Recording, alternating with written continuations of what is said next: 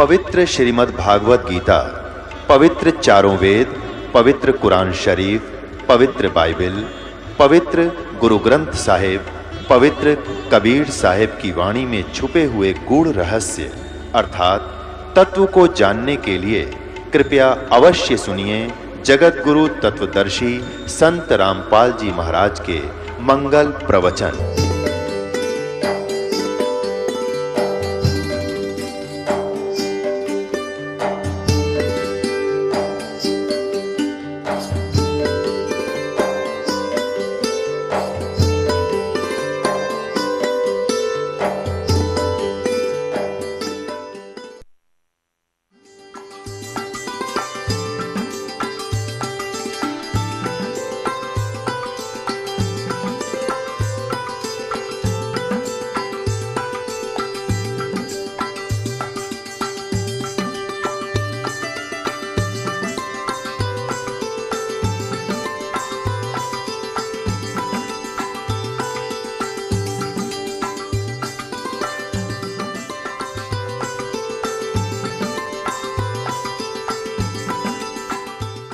परमात्मा आए थे कबीर जी, उनके साथ कितना अत्याचार किया था और किसी को उन्होंने एक शब्द भी अप नहीं बोला, किसी को श्राप नहीं दिया, क्योंकि उसको पता था मेरे बच्चे हैं, किसको मारूं और किसको श्राप दूं। तो पुण्यात्माओं, यहाँ आप देख लो पिछले इतिहास से, किसी भी संत को जरा सा कुछ कह दे, श्राप दे दे, तेरा नाश होएगा और उसकी वीरान मिट्टी हो जाए, अपना भी नाश किया उसने भक्ति का और अगले को भी दुख दे दिया। तो वो परमात्मा थे। तो इसी प्रकार इसी आधार से आपने इस मार्ग को आगे बढ़ाना है, दास का सहयोग देना है। अब प्रसंग चल रहा है कि जैसे कर्म करते हैं उसका भी फल मिलता है। और फिर कहते हैं गुरु बिन माला फेरते, गुरु बिन देते दान, गुरु बिन दोनों निष्फल हैं, चाहे पूछो वेद पुराण। फिर दोनों ये बात एक पालड़े में कैसे होंगी, दो तलवार एक म्यान में कैसे आएंगी। अब एक म्यान में तो नहीं आएंगी, लेकिन इनको समझाना पड़ेगा। जैसे कोई किसी भी मंत्र का जाप करता है, या जैसे धार्मिक यज्ञ है, भंडारा होता है, ये धार्मिक यज्ञों में से आता है, वैसे ये सारा कुछ मिलाकर करने से ही ये राम नाम की गाड़ी बनेगी। जैसे हम भी यहाँ 5 यज्ञ करवाते हैं, एक यज्ञ है धर्म की, दूसरी यज्ञ ध्यान, तीसरी यज्ञ हवन की, चौथी यज्ञ प्रणाम और 5वीं यज्ञ ज्ञान की। एक यज्ञ धर्म की, यहाँ भंडारा चलता है भगवान का, बच्चे दान करते हैं, भगवान उनको अधिक से अधिक देता है, क्योंकि दान दिए धन मिले, दान चाहे तो धन कर, धन चाहे तो दान कर। तो दान करते हैं बच्चे, भगवान उनको 1000 गुना देता है। तो यहाँ कोई रोटी खाने नहीं आता व्यक्ति, यहाँ तो भगवान पाने आता है। ये हंस हैं सतगुरु के जो यहाँ आते हैं। और एक तो दूध वाली गाय ने ये बिनोले खवावे और एक बिना दूध वाली ने खवावे, तो अंडरस्टूड है उससे के लाभ होगा और के हानि होगी। कोई ना खवावे बिना दूध वाली ने बिनोले। तो ये जो भगत हैं ये तो दूध वाली भैंस गाय समझ लो, और बिना भक्त है वो वैसे। लेकिन खाना द्वार पे आपके कोई आ जा, रोटी अवश्य खिलावे, प्रार्थना 100 बार करे, भोजन पाओ, वो भी एक धर्म है। लेकिन वैसे ही गांव में इकट्ठे करके कोई खुशी होगी, तुम हमने खवा दो, मैं तुमने खवा दूँ, ये कोई धर्म हुआ? ये तो एक परंपरा घेर लिया हमने। तो यहाँ धर्म होता है, शास्त्र अनुकूल साधना होती है। पूरे विश्व में एक स्थान है जो यहाँ पर धर्म होता है, जो शास्त्र अनुकूल साधनाएं होती हैं, और इसी से लाभ होता है। हम परम अक्षर ब्रह्म की मूल की पूजा करते हैं, अन्य कोई शाखा की करता, कोई तने पर की कर रहा है, कोई कहीं लग रहा है। तो और कोई वैसे सिर पैर है नहीं, उसका कीकर का लट गाड़ के उसने नो का यू आम का पौधा है, कोई बबूल बो करके उसको आम समझकर सींच रहा है। तो यथार्थ ज्ञान, यथार्थ भक्ति और सत प्रमाण आपको यही मिलेंगे। तो जैसे एक यज्ञ है धर्म की, दूसरी यज्ञ है ध्यान या भंडारा होता है, दिन रात सदा व्रत चलता है कबीर भगवान का, सदा व्रत है ये। भगवान कबीर साहब का चला हुआ जीव के बस का नहीं, ऐसे सिस्टम को कोई बना दे या इस पृथ्वी पर चालू कर दे। सतलोक से भेजता अपने बच्चों के लिए एक्स्ट्रा ऐड आपके लिए। आपकी किस्मत में नहीं होता जो भगवान आपको कबीर साहब देगा, क्योंकि आपकी किस्मत में होता तो इससे पहले ही बहुत कुछ हो जाता। यहाँ आपके किस्मत में एडिशन करेगा भगवान और आपके पाप कर्मों को नाश करेगा, उन प्रारब्ध के अंदर आने वाले संकटों का नाश करेगा। जैसे फसल के अंदर खरपतवार पैदा हो जाता है, अब एक औषधि बन गई, ये मटेरियल तो पहले भी था लेकिन इसको बनाने वाला नहीं था। अब वैज्ञानिकों ने वो ऐसी औषधि बना दी कि उस फसल के अंदर उस औषधि को डाल देते हैं तो फसल बच जाती है, खरपतवार का नाश हो जाता है। तो इन सदग्रंथों में वही मंत्र हमारे विद्यमान थे, लेकिन ये सारनाम जो था ये गुप्त था। परमात्मा कहते हैं सोहम शब्द हम जग में लाए और सार शब्द हमने गुप्त छपाए, और उस सार शब्द को अभी तक सार्वजनिक नहीं करना था। धर्मदास मेरी लाख दुहाई, ये सार शब्द की तबार न जाई। सार शब्द बार जो पढ़ी बिचली पीढ़ी हंसनी तरही, सार शब्द जब तक छुपाई जब लगे द्वादश पंथ मिट जाई। तो इस सार शब्द को सार्वजनिक करना था, डिक्लेयर करना था, तो ये समय अब तक छुपाना था। तो ये जो पाप नाशक औषधि ईब तैयार होगी जो खरपतवार का नाश करती है और फसल सुरक्षित रह जाती है। तो इस प्रकार यहाँ जो भंडारे होते हैं, ये भंडारा है, ये धर्म यज्ञ है। दूसरी यज्ञ ध्यान की, या ऐसा ज्ञान सुनाया जाता है, उस परम पिता का चिंतन यानी ध्यान होता है, मेडिटेशन होता है। मेडिटेशन ये हठ योग नहीं है, 2.5 घंटे बैठ सुबह 2.5 घंटे शाम। इससे पहले हजारों वर्ष डड़े ढोके चले गए वो ऋषि जी। और ये राधा स्वामी धन सतगुरु वाले और ये क्या कहे, हम तो सीधे त्रिकुटी में ध्यान लगाओ है। एक भगत कह रहा था, बोला वो ऋषि कुंड से एडी में ध्यान लगाया करते जो 18 वर्ष धक्के खा गए, वह भी त्रिकुटी में लाया करते। तुमने ना सोचो थारे परम धनी लाई त्रिकुटी ने ढूंढ गए, या तो इन्हें गा के घेर रखिए त्रिकुटी, इस आगे किससे ना पता, और उन त्रिकुटी का भी ना पता कहाँ पर है। तो ये ध्यान जो है ये क्या है, एक टेंशन टाइप होना चाहिए हमारा, टेंशन जिसका हो जाती है। जैसे किसी को किसी भी कारण से टेंशन होगी तो उसकी रह कर माइंड की सुई वहीं जाएगी, बात भी कर रहा है, थोड़ी देर के बाद फिर वहीं किसी से बतलाता है, 2 मिनट के बाद फिर वहीं ध्यान पहुंच जाता है। तो ये है हमारा मेडिटेशन, ये है सहज समाधि। जो पति वर्ता पति से राती आन पुरुष नहीं भावे, बसे पीहर में सुरत प्रीतम में ऐसे ध्यान लगावे। जैसे बेटी अपने घर आ जाती है, वो रहती अपने पिता के घर पर है लेकिन उसका ध्यान पति में रहता है, वहाँ के कार्यक्रम में रहता है, वो बातें भी करती है, काम भी करती है, लेकिन अंदर से उसका ध्यान वहाँ से, वो है मेडिटेशन। हमारा मेडिटेशन ये है, क्योंकि हम परमात्मा के यहाँ गुणों से, ज्ञान यज्ञ से ऐसा प्रेरित कर देंगे कि आपका ध्यान उस सचखंड के अंदर रहने लग जाएगा। ये तो गंदा लोग, कल मर जा, पता यहाँ कौन है, आगे पता नहीं कहाँ डालेगा ये। तो एकदम आपका यहाँ से सिमट कर, उल्टा हट कर, जब तक यहाँ रहोगे, जैसे लड़की अपने पिता के घर पे रहती है, सारा काम करती है, लेकिन उसकी अंतिम इच्छा होती है पति आवर, चलो अपना काम संभालूंगी, वहाँ से ऐसे बहुत सा कार्य है। तो ये हमारा मेडिटेशन ये है, ये सहज समाधि कहलाती है।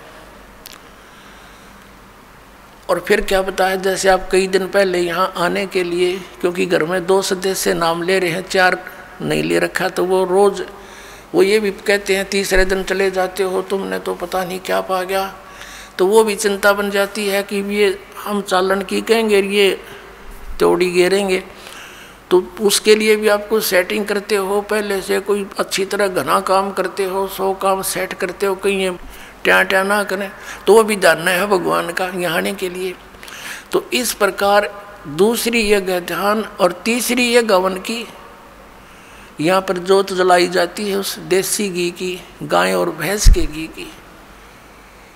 अब वेदों के अंदर कहीं भी यो बटवाड़ के हवन करने का निर्देश नहीं है, ज्योति यज्ञ बोला है, ज्योति यज्ञ। एक ज्योति से यज्ञ होता है, हवन होता है, ज्योति हवन। ज्योति यज्ञ हवन कहलाता है। एक जोत लगाई जाती है रुई की, पतली सी जोत में, उसमें घी डालते रहो। 100 ग्राम 200 ग्राम रुई में आप चाहे 100 क्विंटल घी को हवन कर दो, और 100 क्विंटल घी को हवन करने के लिए लकड़ी तक कम से कम भी 10 क्विंटल फूकनी पड़ेंगी। तो उस लकड़ियों के जलने से कार्बन डाइऑक्साइड एक्स्ट्रा और आने ही करेगा। और 100 ग्राम 200 ग्राम रुई में 100 क्विंटल घी को हवन कर दो, उसमें डालते रहोगी। तो ये परमात्मा ने चलाई थी। और इन राधा स्वामी, धन धन सदगुरु, जय गुरुदेव वाले, ये जनोद वाले, ये निरंकारी, सतपाल वाले, सारे ये जितने, ये उन जोत लुआनी भी बंद कर दी। पहले हमारे सबके घरों में हवन योग होते थे, जैसा भी उनको ज्ञान था ज्योति लाते थे, ऐसे टेढ़ी दीपक बोलते थे उसको, घी की जलाते थे थोड़ी सी। अभी न वो भी बंद करवा दी। बताइए फिर लाभ कैसे होगा? इनको हम तो अंदर जोत जलावाएंगे। उस शिवदयाल का जल की जोत बुक्की में बैठा भूत बना, इन बाकी क्या गौर जल जाएगी थोड़े दिन में। धर्म छुटवा दिया। अब पुनः इस दास के ऊपर इतना वजन आ गया कि उस बिगड़े हुए सारे सिस्टम को फिर सेट करवाना, और किसी को कोई विरोध का सामना करना पड़ रहा है, किसी को किसी का। लेकिन ये ज्ञान होने के बाद फिर तो मीराबाई वाला काम हो जाएगा आपके साथ में। चाहे कोई गुंडी कहो चाहे बुंडी, मेरी तो सूरत राम में लगी, मुझे कुछ भी कहो, अब मैं इस मार्ग से विचलित नहीं हो सकती।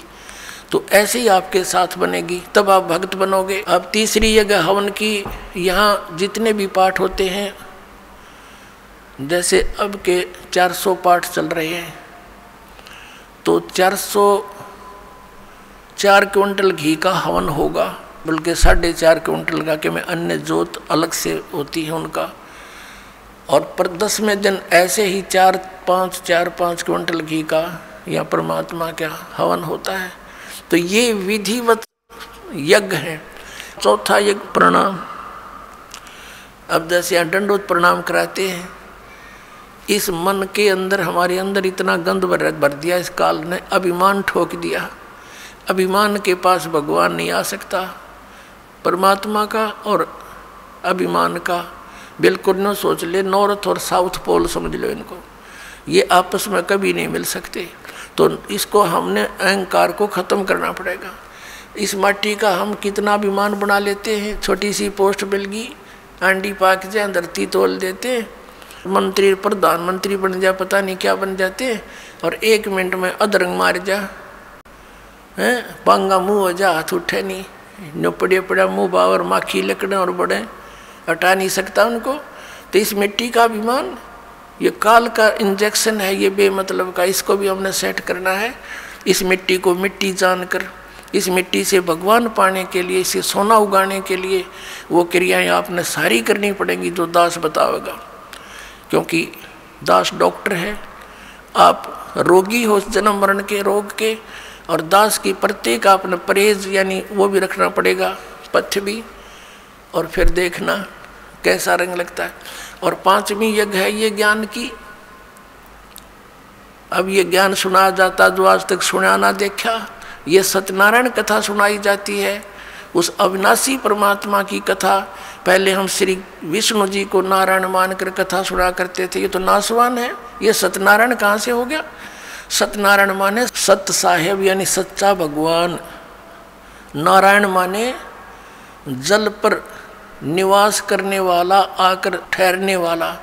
जैसे प्रत्येक युग में परमात्मा शिशु रूप धारण करके वन के अंदर यानी बाहर जंगल में एक तालाब के ऊपर कमल के फूल पर विराजमान होता है, जल के ऊपर, जिस कारण से उस परमात्मा कबीर जी को नारायण कहा जाता है। तो ये सत्यनारायण कबीर जी है। तो यहाँ कहते हैं जगत का पेख ना पेखा, धनी का नाम ना लेखा।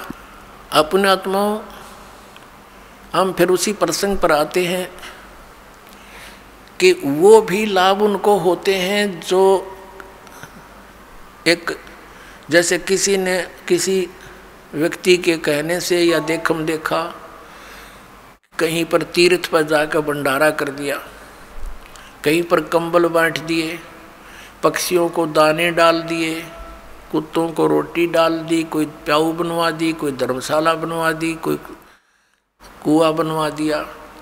अब परमात्मा कहते हैं जैसे धर्मशाला है, कुएं हैं, कुत्तों को रोटी डालना, पक्षियों को रोटी डालना, ये बहुत अच्छी बात है। यह तो उपदेशी को भी चाहिए, अगर ऐसा वो कर सकता है तो कर सकता है। लेकिन मंदिर वगैरह में कहीं दान नहीं देना, मंदिर वगैरह नहीं हमने बनाने, क्योंकि हमने अपने मन मंदिर में पूजा करनी है उस परम पिता परमात्मा की, या अन्य किसी गुरुद्वारे में, मस्जिद में, चर्च के बनाने में हमें कोई सहयोग नहीं देना, क्योंकि हमने उन्हीं क्रियाओं पर अपना पैसा लगाना है जिससे हमें प्रभु मिले। और जो आदेश दास का हो, वो आदेश दास का क्या होगा? जो परमात्मा का विधान होगा उसी तरह करना है। और हमारे लिए कोई मंदिर, मस्जिद, गुरुद्वारे ये अनादरणीय नहीं है, लेकिन उनमें केवल वो महान आत्माओं की, महापुरुषों की मूर्तियां रखी हैं। उन मूर्तियों से, या वहाँ जैसे गुरु ग्रंथ साहिब रखा है, गुरु ग्रंथ साहिब में लिखे वर्णन के आधार से हमने क्रियाएं करने से मोक्ष होगा। केवल किसी गुरुद्वारे के अंदर और गुरु ग्रंथ साहिब को रखकर ही उसका आदर सत्कार करते रहने मात्र से नहीं। आदर सत्कार तो सबका करना। जैसे मूर्ति है, एक सेब की मूर्ति है, सेब की मूर्ति तो प्रेरणा करती है कि ये सेब है, इतना बढ़िया होता है, इसके खाने से क्या लाभ होता है। लेकिन वो पत्थर की मूर्ति सेब वाला काम नहीं करती। वह मूर्ति जरूर है उस पत्थर उसकी, वो अनादरणीय नहीं है, लेकिन वो मूर्ति सेब वाला काम नहीं कर सकती। जिन भगवानों की तुम मूर्ति बनाए रखे बैठे हो, वो मूर्ति वो काम नहीं कर सकती जो भगवान करेंगे। और उन भगवानों से लाभ लेने के लिए उनकी प्राप्ति के मंत्र भी इस दास के पास है, जो सबसे पहले वही दिए जाते हैं जिससे वो आपको कुछ लाभ दे सकेंगे। तो इस कारण से उन मंदिर, मस्जिद, गुरुद्वारों में परमात्मा की खोज में नहीं जाना, ये मनाही है।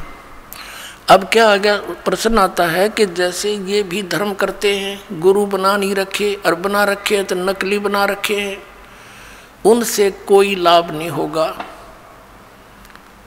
और फिर उनसे भी लाभ होता है, कैसे? और फिर ये भी कहते हैं कि जैसे कर्म करोगे फल तो मिलेगा ही मिलेगा, अवश्य मिलेगा। जैसे आप देखते हो, एक कुत्ता बैठा है गाड़ी में, एक कुत्ता गाड़ी में बैठा है, मनुष्य उसका ड्राइवर है, और वो बैठा पछली सीट पे, और खिड़की में गन्नू मुँह काट के देख रहा है नो सैर सपट्टे से खूब। अब उस कुत्ते के रहने का एक अलग से रूम, उस रूम में एसी लगे होते आजकल, और महीने में 1 बार 2 बार जो है ना वेटरनरी सर्जन उसकी जांच करने आता है, डॉक्टर, और सुंदर शोधित उसको जल और शोधित उसको आहार मिलता है, और उसका रहता कोठी में, और ड्राइवर उसका मनुष्य है आज के दिन। तो उस पुण्यात्मा ने कभी मनमुखी ये दान धर्म किए थे, उन दान धर्मों का फल उसको कुत्ते की योनि में मिल गया। यदि वो मर्यादावत करता, परम संत की शरण लेकर करता, और किसी कारण से मोक्ष प्राप्ति ना होती, यहाँ भी रह जाता, तो उसको वो सुख मिलते जो उसने कुत्ते की योनि में मिले, उसको मनुष्य जीवन में मिलते, वो सुख सारे मिलते किए हुए। और फिर मनुष्य योनि में कभी ना कभी कोई संत भी मिल जाता। अब उसने जैसे जिसने मनमुखी दान किए, धर्म किए, कुत्ते की योनि प्राप्त कर ली। एक मनुष्य को सुविधा नहीं आज के दिन, ऐसे उन कुत्तों को सुविधाएं हैं, तो उसने सारा पुण्य अपना कुत्ते की योनि में खत्म किया, फिर बन गया सुअर। अब कौन उसने गद्दा में बैठा होगा, अब कहाँ से लाएगा वो सुविधाएं? तो इस प्रकार ये जो किया हुआ कर्म तो मिलेगा ही मिलेगा, लेकिन जो गुरु के बिना दान करते हैं वो इसलिए यूजलेस है, उसने तो जीवन नाश कर लिया। गुरु बिन माला फेरते, गुरु बिन देते दान, गुरु बिन दोनों निष्फल हैं, चाहे पूछो वेद पुराण। और जो भक्ति बिल्कुल नहीं करते, राजपाट में अंधे हुए फिरते हैं, उनके लिए परमात्मा बताते हैं, अगम निगम को खोज ले, बुद्धि विवेक विचारी, उदय अस्त का राज मिले, तो बिन नाम बेगारे।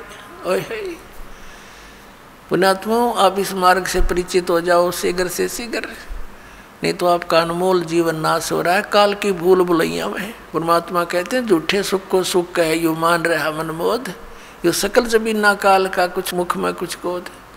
एक व्यक्ति का पोता होया, पुत्र प्राप्ति हुई, उसकी खुशी मनाई, 10-12 गाँवों को खूब भोजन कराया और शराब स्वरूप पिलाई, ठाठ की खुशी मनाई हैं। और अगले वर्ष जन्मदिन मनाने से पहले ही मर गया वो पोत्र। अब टक्कर मार रहे हैं, अब मना लो खुशी, जमा लो 12 गाँव में। और परमात्मा कहते झूठे सुख को सुख कह यू मान रहा मनमोद, ये सकल चबीना काल का कुछ मुख में कुछ कोद। इस काल भगवान को सरपुरुष को श्राप लगा हुआ है 1 लाख मानव शरीरधारी प्राणियों का नित आहार करने का। ये जिस कारण से अपने तीनों पुत्रों रजगुण ब्रह्मा सतगुण विष्णु तमगुण शिव जी से ये सती थी, ये अपनी फसल ये बवा रखी है, इसने संभाल रखी है, सारी व्यवस्था इनके हवाले कर रखी है, इन्हीं से करवा रहा है। ब्रह्मा जी के रजोगुण से हम यहाँ पर संतान उत्पत्ति करते हैं। जैसे मिर्च का छौंक लगा जीव के बस का नहीं, वो छींक ना आवे, तो ऐसा प्रेशर है यहाँ सभी प्राणियों पर संतान उत्पत्ति करने का, फिर यहाँ के राजपाट और सब ठाठ करने का, व्यवस्था करने का, उस गुण के कारण दबाव है। फिर सती थी मोह ममता, ये विष्णु जी के अंदर से निकल रहे सतोगुण के प्रभाव से। फिर ये संहार करने वाला तो ये शंकर भगवान है ही। तमोगुण के कारण हम आपस में लठ बजा दे, एक दूसरे ने मार डालने, कत्लेआम कर देते हैं, राजा लोग एक दूसरे पर लड़ाई कर नाश कर डालते हैं। तो ये सारा बूचड़ खाना इस काल ने बनवा रखा है। यहाँ पे अपने स्वार्थ के लिए 1 लाख नित खाता है, 1.25 लाख जीव उत्पन्न करता है मनुष्य डेली। इसका ये रूटीन है, इसका ऐसा नियम है। तो इससे हम बच सकते हैं कबीर परमेश्वर की शरण में आने के बाद। फिर इसकी फर्द से हम बाहर हो जाते हैं, इसकी रेंज से बाहर हो जाते हैं। फिर ये उन भक्तों के निकट नहीं आ सकता जो कबीर परमेश्वर की शरण में इस दास के माध्यम से आ जाते हैं और मर्यादा में रहते हैं। कहते हैं जब लग हंसा हमारी आना, काल लगे नहीं तेरा बाणा। जब लग हंस मेरी मर्यादा में रहेगा काल, तेरा कोई अटैक मेरे बच्चों पर नहीं हो सकता। मर्यादा तोड़ देते हैं हम, जिस कारण से दुख पाते हैं। कबीर परमेश्वर कहते हैं अनंत कोट बाजी जहाँ हम रचे सकल ब्रह्मांड, और कह कबीर मैं क्या करूँ यो काल करे जीव खंडे। परमात्मा कबीर जी कहते हैं कि मैंने अनंत करोड़ ब्रह्मांडों की रचना कर रखी है, ऐसे समर्थ हैं हम, और मैं क्या करूं, ये काल मेरे बच्चों को मुझसे खंड कर लेता है, इनका नाम तुड़वा देता है, फिर इन पर अटैक कर देता है, जिस कारण से ये मार खा जाते हैं। परमात्मा कहते हैं जैसे माता गर्भ को राखे यतन बना, और ठेस लगे तो छन्न हुए तेरी ऐसे भक्ति जा। इस नाम को लेने के बाद ये समझ लेना आपकी आत्मा में भक्ति स्टार्ट होगी, अब बीज पड़ गया। जैसे माता गर्भ को, जैसे किसी बहन को गर्भ रहा हो तो फिर वो रात्रि में या दिन में कितनी सचेत रहती है। रात को करवट लेते समय भी ये सोचती है भगवान कहीं मेरे बच्चे कर दाब ना पड़ जा, दबाव ना आ जा। तो सुबह भी चलती फिरती है, काम करती है, कहीं ऊंचे नीचे पर पैर ना रखा जा, मेरा बच्चा खराब हो जा। तो कहते हैं जैसे माता गर्भ को रख यतन बना और ठेस लगे, झटका लग जावे तो अक्षीण हो जावे, ऐसे भक्ति जा। तो मर्यादा के अंदर रहना आपका अति अनिवार्य है।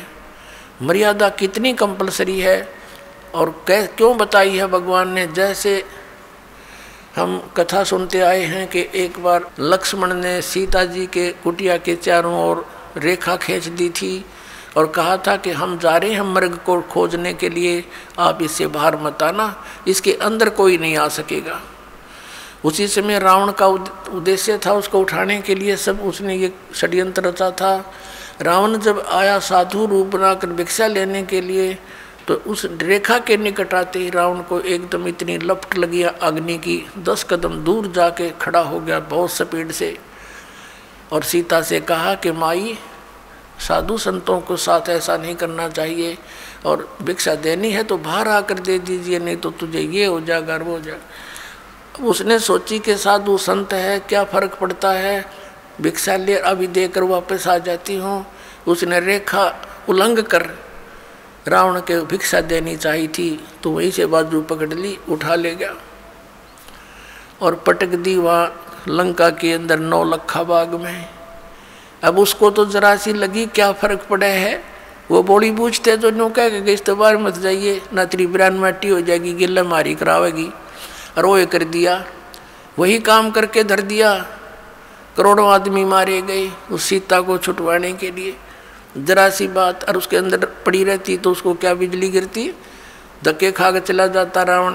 तो पुण्यात्माओं, रावण समझो काल है, और मर्यादा ये लक्ष्मण रेखा समझ लो, जो नियम बताए गए आपको, फिर ये निकट नहीं आ सकता। काल डरे करतार से, जय जय जय जगदीश, ये जोरा जोड़ी झाड़ता, पग रज डारे शीश। परमात्मा कहते हैं कि काल जो पीसे पीसना, जोरा है पनिहार, ये दो असल मजदूर हैं मेरे सतगुरु के दरबार। कि जब तक आप परमात्मा की मर्यादा में रहोगे, या मौत निकट नहीं आ सकती आपके, ना आपके बच्चों के जो मर्यादा में भक्ति कर रहे हैं। और कहते हैं यू काल डरे करतार से। करतार कौन? कबीर सिरजनहार है, अनंत कोट ब्रह्मांड का एक रति निभार। और सतगुरु पुरुष कबीर हैं ये कुल के सिरजनहार। यू काल डरे करतारते और जय जय जय जगदीश। और ये जोरा ये मौत कहते हैं जोड़ी झाड़ता, परमात्मा के जूते झाड़ता है, झाड़ती है मृत्यु, और उस धूल को अपने माथे से लगाती है और कहती है आपकी आज्ञा बिना मैं किसी को कुछ नहीं कर सकती। और परमात्मा कहते हैं काल जो पीसे पीसना, ये इसका नौकर समझो परमात्मा का, यहाँ का 21 ब्रह्मांड का स्वामी ब्रह्म। और जोरा है पनिहार, या मौत इसका पानी भरती है परमात्मा कबीर जी का। तो ऐसे समर्थ शक्ति की आपको शरण प्राप्त हुई है, लेकिन अपनी नालायकी और गलती से हम भगवान को त्याग कर काल के पाले में पहुंच जाते हैं, काल के अखाड़े में। तो वहाँ तो बकला उतरेगा, फिर वहाँ क्या मिलना था। अब प्रसंग तो चल रहा है कि जब तक हम परमात्मा की शरण में रहेंगे, इस काल का अटैक आप पर नहीं हो सकता। अब प्रसंग था कि अगम निगम को खोज ले बुद्धि विवेक विचार, उदय अस्त का राज मिले तो बिन नाम बिगाड़। अब बिगाड़ क्या होगी पुण्यात्माओं? जैसे हम पहले छोटे से थे, हमारे गांव से और एक दूसरे गांव तक शहर जाने के लिए एक 3 व्हीलर चला करते, ये पेट्रोल के चले थे बड़े वाले। तो वो एक दिन 3 व्हीलर आया नहीं, उनमें से 2-3 चलते थे। तो आपस में बातें कर रहे थे, कल क्या हो गया, तू आया क्यों नहीं? उसने कहा कल मैं बिगाड़ में फंस गया था। बिगाड़ क्या होती थी? पहले ये पुलिस वाले, इनके थानों में कोई व्हीकल तो होते नहीं कहते, इनके पास ये जीप जाप, ये किसी भी व्हीकल वाले को पकड़ ले जाते थे और सारा दिन इधर उधर कहीं रेड लगाते थे। वो सारा खर्चा उस व्हीकल वाले को वहन करना पड़ता था, उस तेल का भी, और मिलना कुछ था ही नहीं, फ्री ऑफ कॉस्ट ले जाते थे। तो क्या होता है कि वो बता रहा था कि आज 200 रुपये का तो पेट्रोल लग गया, एक आने की कमाई हुई नहीं, और सारा दिन पंजा टिक्या नहीं, वहाँ चलो वहाँ चलो। सुबह पकड़ा था, रात के 12 बजे छोड़ा हूँ। तो वो ऐसी दौड़ धूप, वहाँ चलो, यानी उस पहले वाले दिन से भी ज़्यादा तो सफ़र कर दी, खर्चा दोहरे तो हो गया, इनकम हुई नहीं। तो उसको बेगार बोलते हैं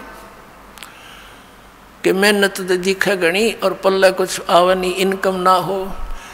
तो ऐसे इसको बेगार कहा करते हैं। तो परमात्मा ने कहा कि अगम निगम को खोज ले, भविष्य के अंदर तो थोड़ा सा ध्यान कर, और बुद्धि विवेक विचार, उदय अस्त का राज मिले तो बिन नाम बिगाड़।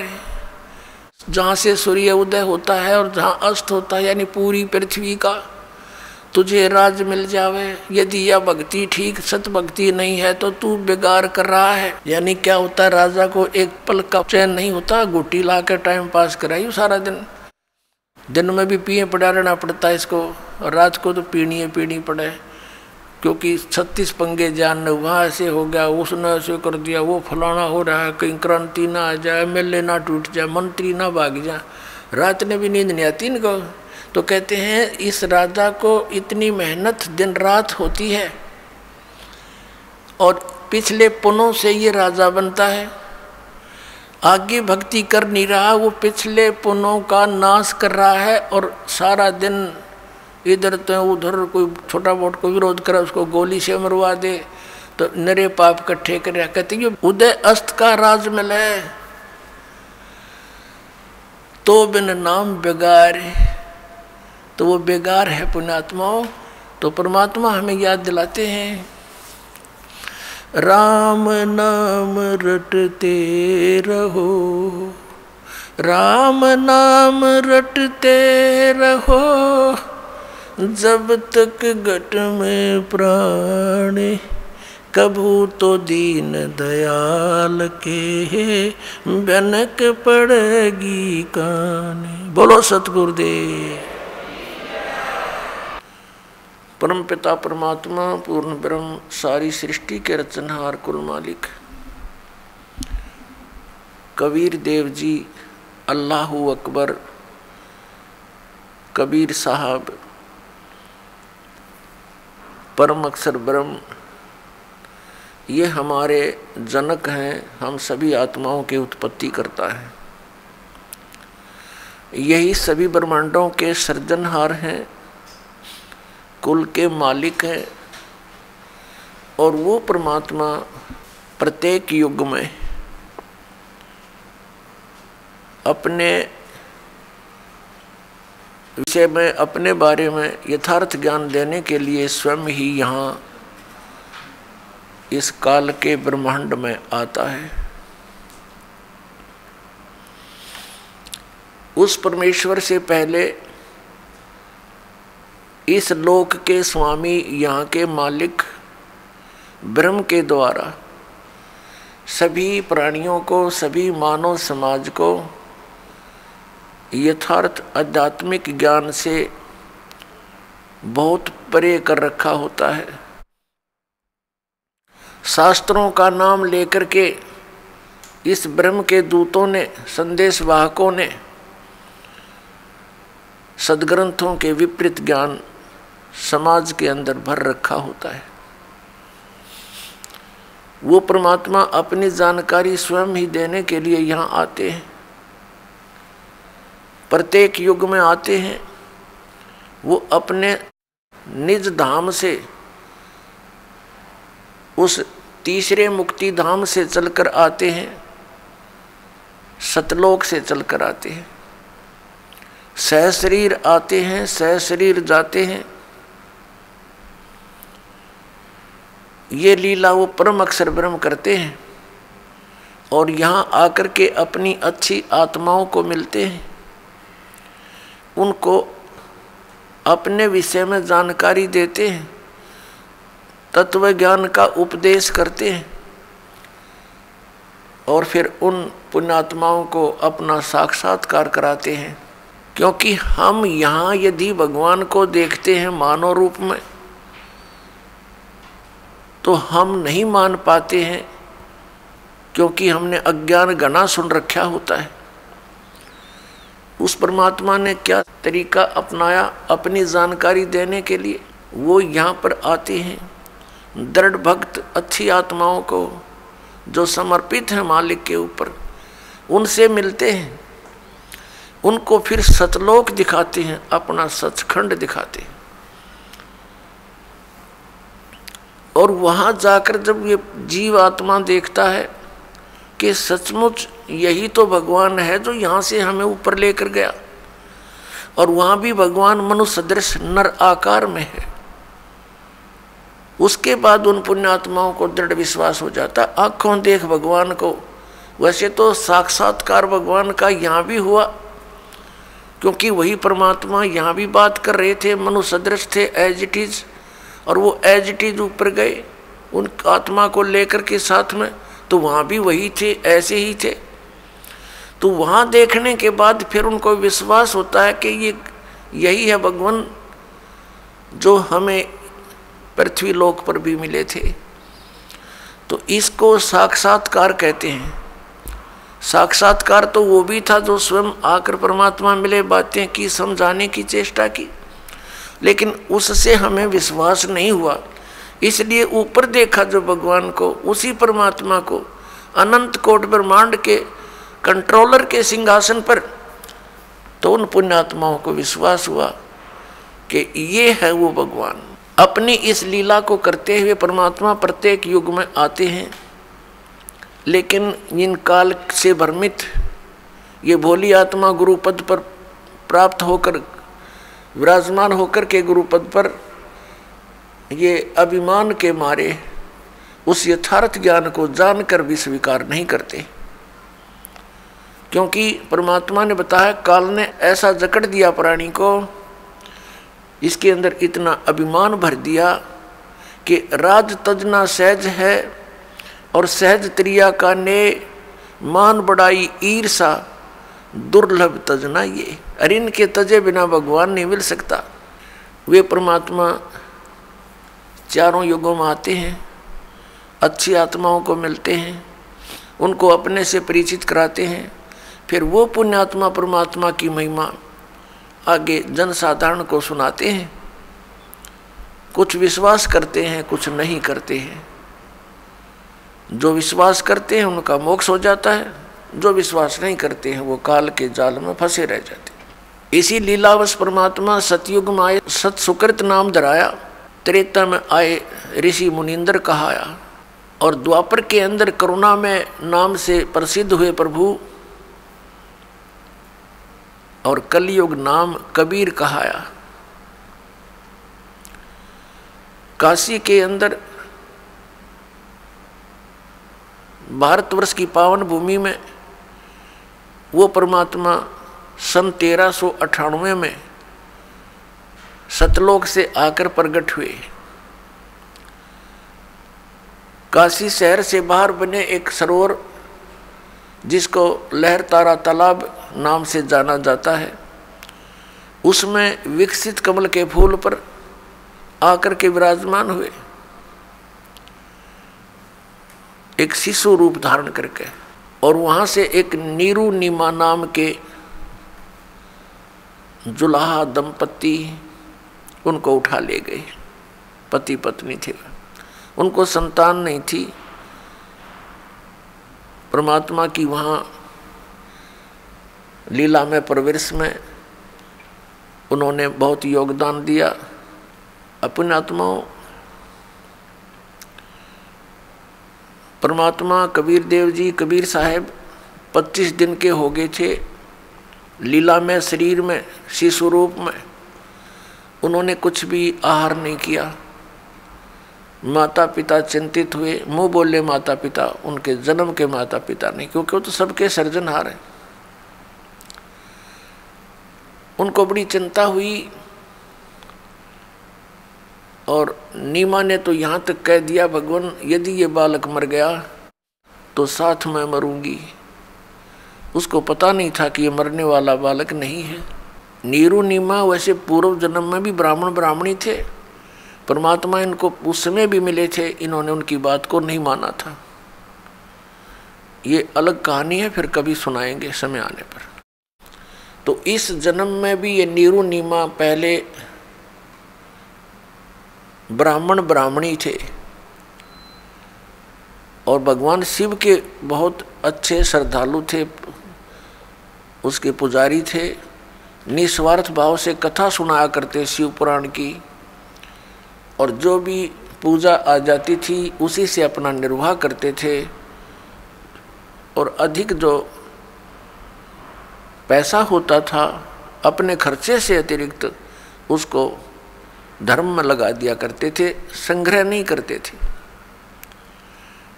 काशी के अंदर इनकी बहुत ज़्यादा महिमा हो गई।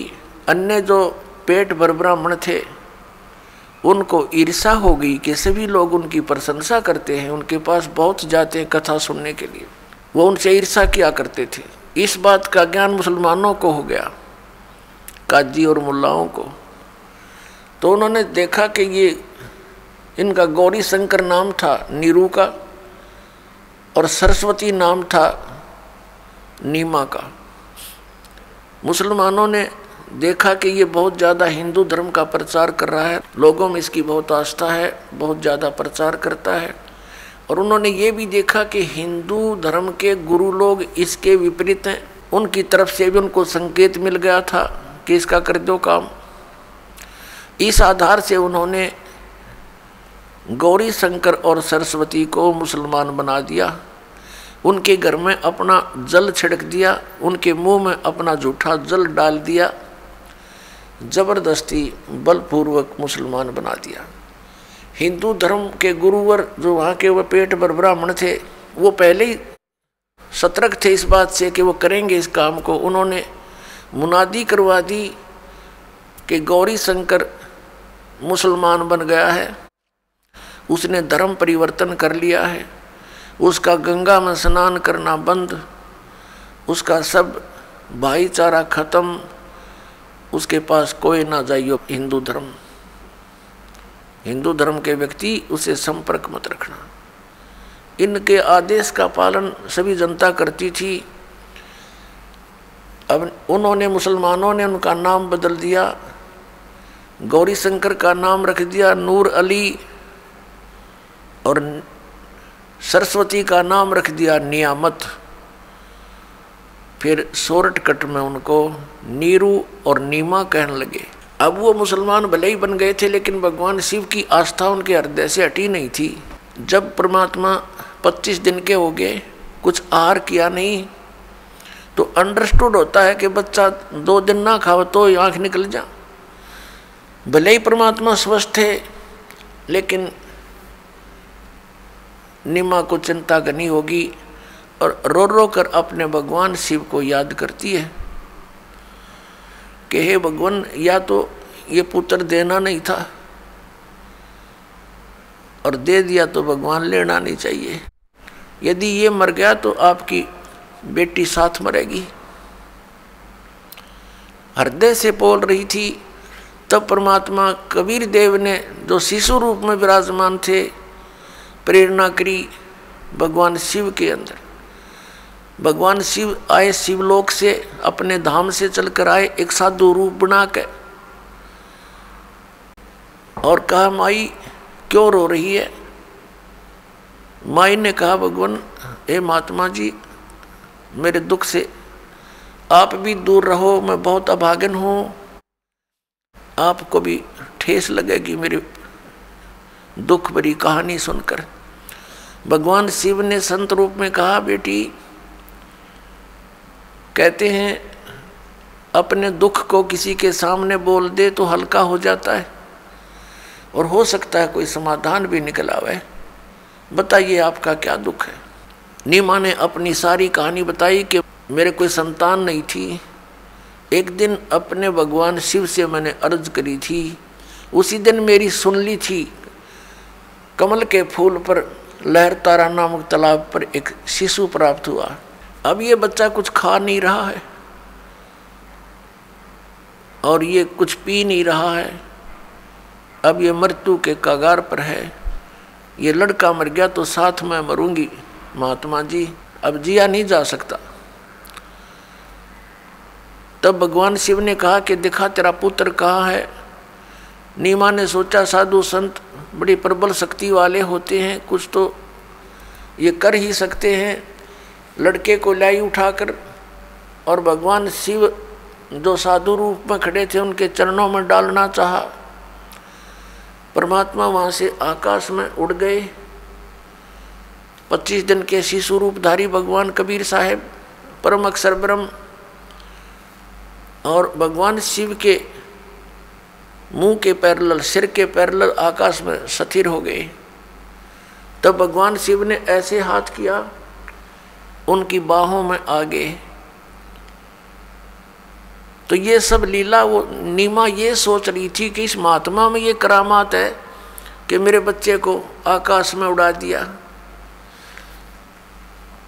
अब जो समर्थ होते हैं उनको अपनी महिमा की चिंता ना होती, महिमा कराने की आवश्यकता नहीं होती। बड़े बड़ाई कर्या नहीं करते। तो फिर क्या हुआ, भगवान परमात्मा ने शिव जी से कहा कि शिव, इनसे कहो एक कुंवारी गाय लावें और उसके ऊपर आप अपना आशीर्वाद देना, वो दूध दिया करेगी। अरे कुमार के घर से एक छोटा सा मटका मंगा लो, घड़ा। ऐसा ही किया गया। नीरू जो नीमा का पति था, वो एक कुंवारी गाय ले आया और भगवान शिव ने उसके कमर पर आशीर्वाद भरा हाथ रख दिया। लंबे लंबे सतन हो गए और नीचे वो पात्र रख दिया साफ करके। नीरू ने पकड़ लिया जो हाथ में सतन के नीचे, अपने आप दूध चल पड़ा। पात्र भरने के बाद अपने आप सतनों से दूध रुक गया। अब उस दूध को परमात्मा ने पिया। पुण्यात्माओं, आज हम भगवान को पहचान सकते हैं और ये जो लीलाएं परमात्मा ने की ये प्रत्येक युग में की हैं, केवल कलयुग में नहीं। और ये भी ना सोचना कि दास ने आज ही आपको बताई है। और ये ही प्रमाण वेदों में लिखा है कि वेद जो है ये भगवान का विधान है, परमात्मा की महिमा का गुणगान है। और जो परमात्मा जैसी लीला करता है वो वेदों में वर्णित है। आज से 600 वर्ष पहले ये लीला परमात्मा ने कलयुग में की, सतयुग त्रेता द्वापर में भी ऐसे ही की थी। वो हमारे उस परमात्मा के इतिहास में नहीं मिल रही, लेकिन अब ये इतिहास हमारे सामने है परमात्मा की लीलाओं का। तो उसमें स्पष्ट लिखा है कि ऐसे ही कबीर सागर के अंदर जो परमात्मा की महिमा का गुणगान है, उसमें लिखा है 600 वर्ष पहले यही जो लीला की थी वो एज इट इज लिपिबद्ध की गई। और फिर हमारे वेदों में वही मिला कि भगवान ऐसा करता है, ऐसी लीला करता है। तो अब भगवान पहचानने में हमें बहुत सुविधा हो जाएगी और हम भगवान को पहचान लेंगे। और जब तक हमें ये विश्वास नहीं होगा हु इज गॉड, तो हम भक्ति कर नहीं सकते कि कौन है भगवान। अब किसी ने 4 ईंट लगा रखी है ऐसे करके, दिस इज गॉड, उड़ा माथा टेक लिया हमने। किसी ने बता दिया वहाँ सरोवर में नहाने से भगवान में लगा, वहाँ भी दौड़े गए। किसी ने बताया कि पहाड़ के ऊपर मंदिर है, वहाँ मत्था टेको जाते सुख हो जाएंगे। क्यों सुख देगा भगवान, भगवान बिना सुख हो नहीं सकता। तो हम सभी जगह घूमते रहे। किसी ने बताया हनुमान इज गॉड, हमने हनुमान की पूजा शुरू कर दी, क्योंकि जो सुख देता है हम सुख के लिए भगवान की खोज कर रहे हैं। किसी ने बताया कृष्ण जी भगवान, हमने उन्हीं प्रमाणों से। तो आपको थोड़ा सा प्रमाण दिखाते हैं। पहले तो दिखाते हैं कबीर सागर में 600 वर्ष पहले यही लिखा है, और फिर उसके बाद परमेश्वर कबीर देव जी वो आगे बताएंगे। ये देखिएगा कबीर सागर, खेमराज श्री कृष्ण दास प्रकाशन मुंबई। ये है कबीर पंथी भारत पथिक स्वामी युगलानंद बिहारी द्वारा परिष्कृत। मुद्रक एवं प्रकाशक हैं खेमराज श्री कृष्णदास, अध्यक्ष श्री वेंकटेश्वर प्रेस, खेमराज श्री कृष्णदास मार्ग मुंबई। जब बच्चे ने कुछ भी आहार नहीं किया तो पहले नीरू रामानंद जी के पास गए और रामानंद जी से पूछा दूर खड़े होकर, क्योंकि वो निकट नहीं आने देते थे दूसरों को। दूर से प्रार्थना की कि मुझे एक बच्चा मिला कमल के फूल पर और वो कुछ खा नहीं रहा है, तो उसके बारे में कुछ जंतर मंतर बताओ। तो उन्होंने भी यही सलाह दी कि आपका पुत्र कोई अच्छी आत्मा है और उसके लिए कोई और व्यवस्था करो। उसके लिए उसने भी विधि बताई, ये कबीर सागर में लिखा है।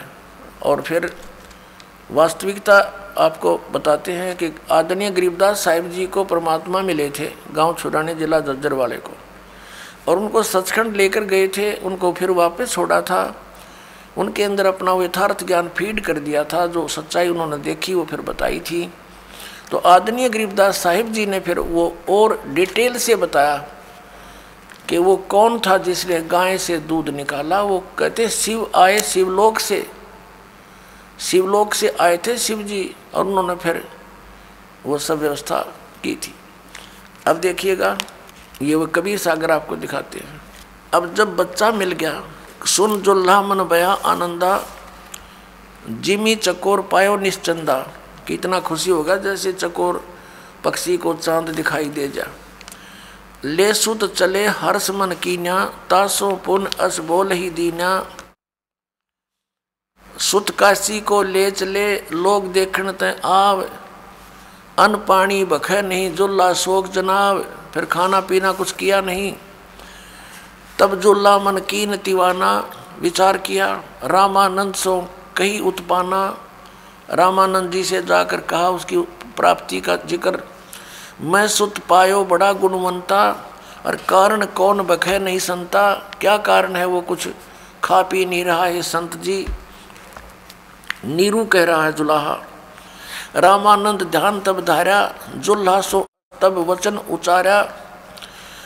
पूर्व जन्म ते ब्राह्मण जाति, हरि सेवा की नी भली भांति।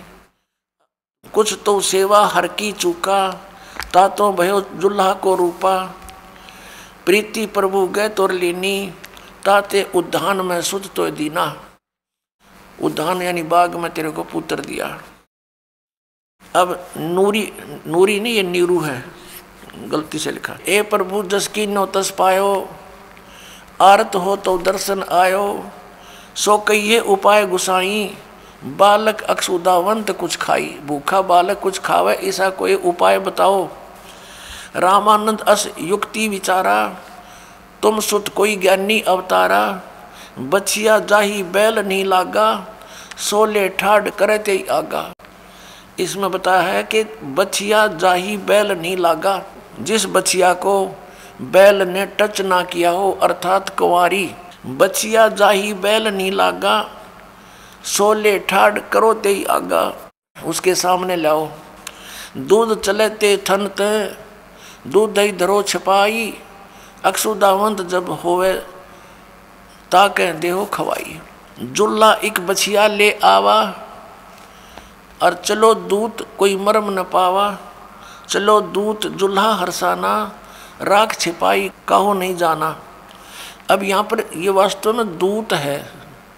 वो कौन था दूत? दूत का अर्थ होता है जो संदेश वाहक। अब इसमें कबीर सागर के अंदर जो सच्चाई है वो तो ज्यों की त्यों लिखी है पुण्यात्माओं। तो हमने सिर्फ इतना निष्कर्ष लेना है इससे कि परमात्मा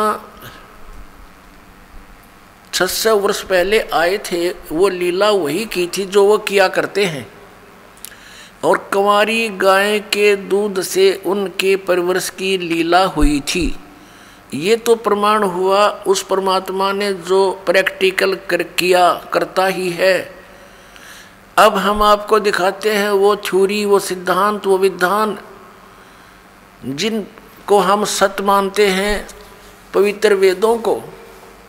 तो ऋग्वेद मंडल नंबर 9 और सूक्त नंबर 1 मंत्र 8 और 9 में ये कंसेप्ट क्लियर किया है कि वो परमात्मा मनुष्य सदृश है और वो 3 प्रकार की स्थिति से अपने शरीर से 3 प्रकार से सभी जीवों का संभाल करता है। तीनों लोकों में प्रवेश करके सबका धारण पोषण करता है। और वो परमात्मा शिशु रूप धार कर जब नीचे आता है, लीला करता है, तो उसकी परिवर्ष की लीला कुंवारी गायों के द्वारा होती है। He is God, he is complete God, he is supreme God. तो ये लीला की किसने है?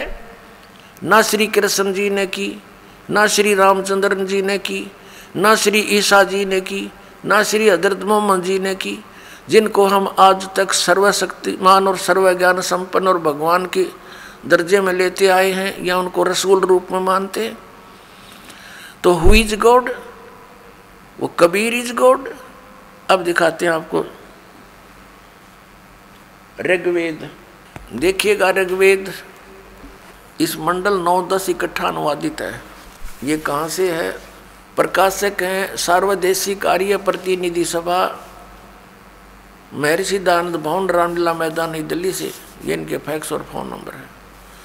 महर्षि दयानंद सरस्वती कृत।